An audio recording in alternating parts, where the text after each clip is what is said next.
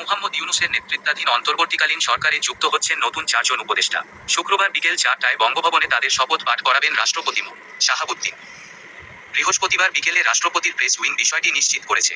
সরকারি যানবাহন অধিদপ্তর সূত্রে জানা গেছে, মন্ত্রিপরিষদ বিভাগ থেকে শুক্রবারের শপথ অনুষ্ঠানের জন্য 5টি গাড়ি প্রস্তুত রাখতে বলা হয়েছে।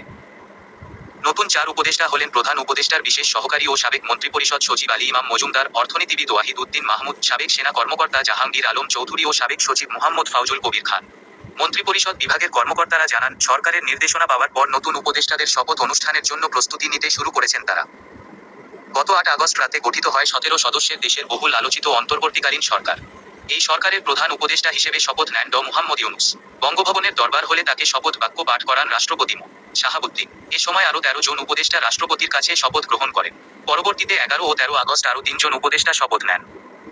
অন্তর্বর্তীকালীন সরকারের উপদেষ্টারা হলেন Saleh Uddin Ahmed, brigadier general M Sakhawat Hossain, Asif Nazrul, Hasan Arif, Touhid Hossain, Syeda Rizwana Hasan, Sharmin Murshid, Faruki আজম, বীর প্রতীক, আদিলুর রহমান খান, সুপ্রদীপ চাকমা, ফরিদা আক্তার, বিধান রঞ্জন রায়, আফম খালিদ হাসান, নূরজাহান বেগম মো.